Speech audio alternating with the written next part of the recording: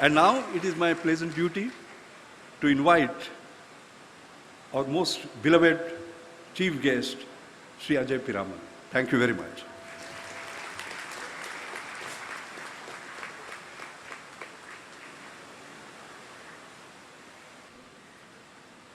The Chancellor of ICT, Padma Vibhushan, Dr. Mashelkar,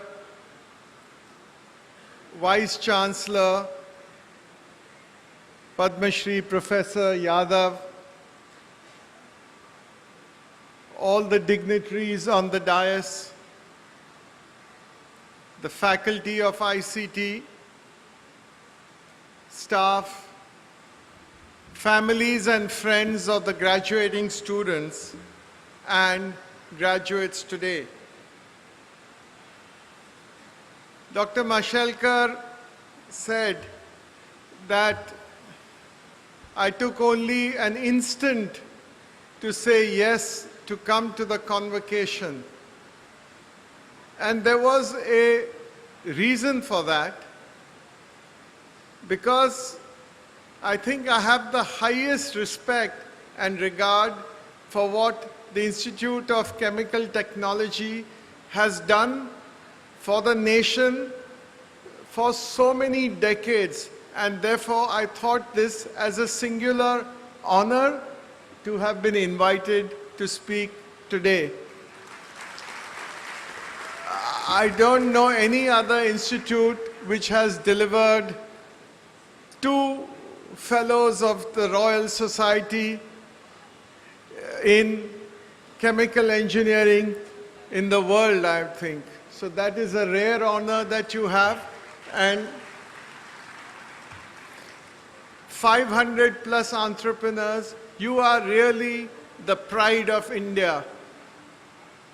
This is the alumni. I think this is now the responsibility of all of you here graduating to take this flame forward and excel further. At this time, I want to just appreciate the work, the sacrifices that all your families have done today to see that you come to this situation today. So let's not forget them. Let's, as Dr. Mashelkar said, give them another round of applause. So, thank you.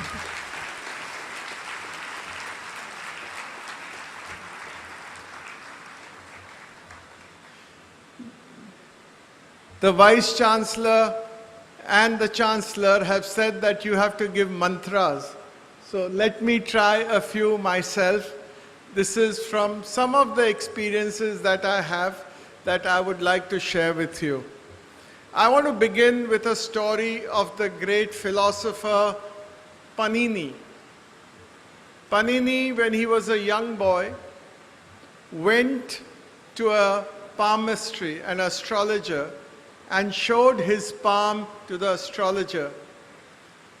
When he looked at the palm, the astrologer said that you do not have a line of education and learning. So that's not a profession that you would do, though you may like to do it, but that's not where you will succeed.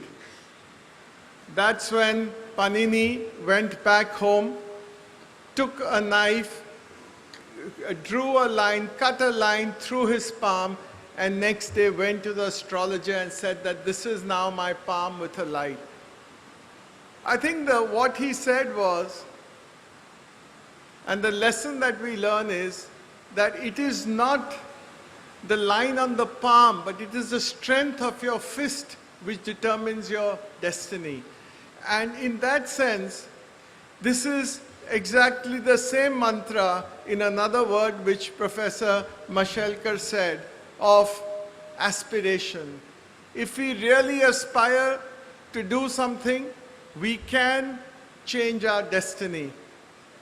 In our group, we believe in a quotation of the Upanishad, which says, "You are what your deep driving desire is." As your desire, so is your will. Therefore, if you have a deep driving desire, you will it. As your will is, so is your deed. And as your deed is, so is your destiny. So in other words, if we have a deep driving desire, we can convert it into our destiny.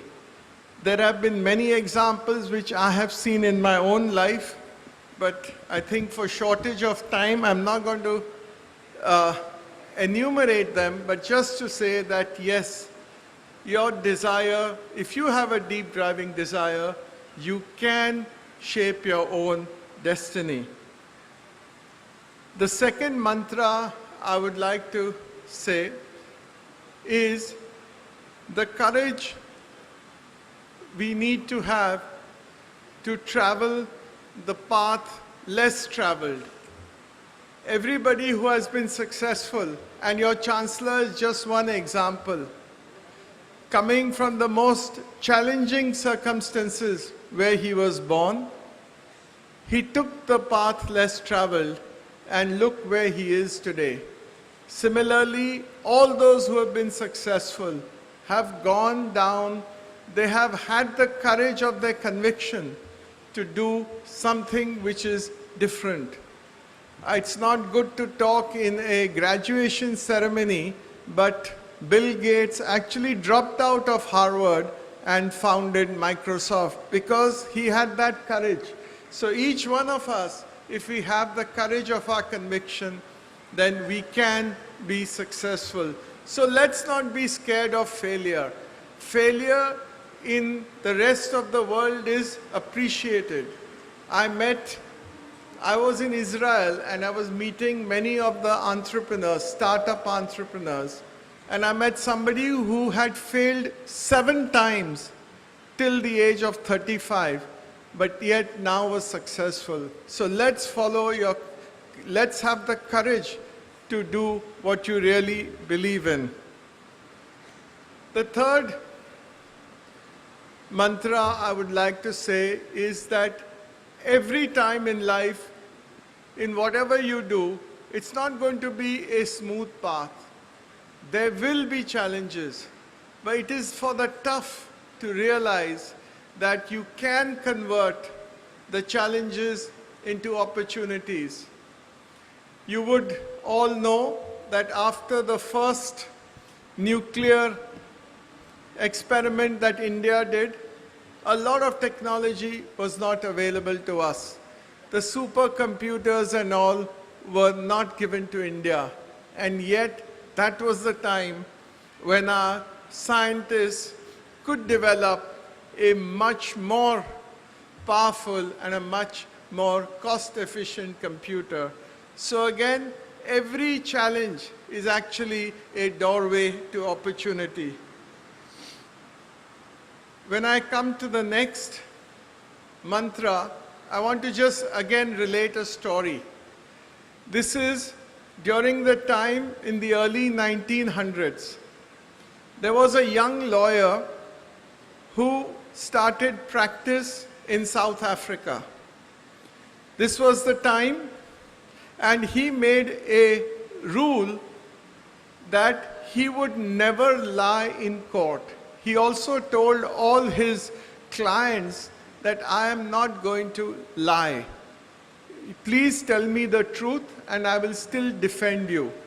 Even if you may have committed something, I will still defend you. But let me know the truth and I will always convey the truth. One of his clients misled him. And when this young lawyer was arguing the matter in court, when he realized that untruth was told to him by his client, and he got up and told the judge that this is not correct, and his client lost. People thought that he can never make a practice.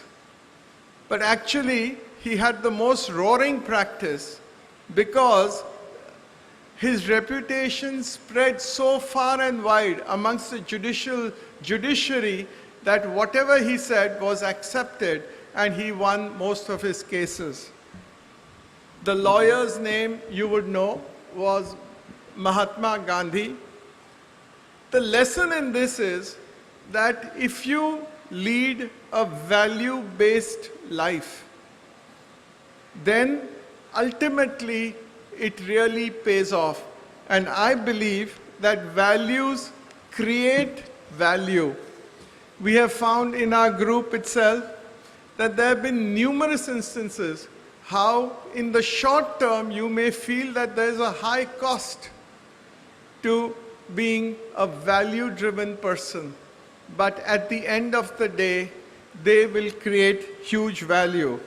And in fact, when I was reading the pledge which your Vice Chancellor read out, it is exactly this. I will perform actions that are deemed righteous, morally, ethically, professionally, and legally. This is nothing but what I'm also saying, that values do create value, and please learn to do that, and in the long run, you will always be successful. The next very important lesson that I want to share with you is Sangat, or the association of good people. You know, there are so many times in my life I have seen that people, you tend to take the slippery path. And that is the time when you need people who have got themselves of high quality people, ethical people, people with values, who can keep you on the straight and narrow path. Whether it is your gurus, whether it is your mentors, whether it is your colleagues, whether it is your friends, this I find is a very, very important lesson that I have learned in my life. I was young when I read an article in the Time magazine. This would be at least 40 years ago, which said some priorities in life they laid out. And I found that very helpful, so I'm going to share that with you. So they said that the first priority you must have is your own health. If you don't have health, you have nothing. The second priority was family. You needed a sound, good family so that you were at peace. And the third priority would be your profession, your business, your career. So remember this, 3 priorities that I learned: health, family, and then your career. The last mantra I want to say is that we must have the humility. And why do we need to be humble? Because only when you're humble is your mind open to listen to new ideas, to listen to understand that there are people who know much more than what you do, and you have got something to learn. So humility, and humility leads to the next great quality, which is gratitude. Today, we are where we are because we are the privileged people. You must be probably a fraction of a % of people who have, in the world, who've graduated from an institute like ICT, who've got all this learning. I think it is only our obligation and duty to give back. Again, in the words of your pledge, give back to ICT, give back to India, and give back to the world in whatever you do. So these are my mantras. I want to just say that the Chancellor, when he began, said that everything is changing, you have to keep learning. But these, in my view, are eternal mantras, which is one, aspiration in his words, or you can drive your own destiny if you have a deep driving desire. The second is the courage to travel the path less traveled. The third mantra is to convert challenges into opportunities. The fourth is how values create value in the long term. The fifth is the sangat, or the association of good people. The sixth, I would say, is prioritize health, family, and then your career. And the seventh is of humility and gratitude. Thank you, and I wish you all the best in your career.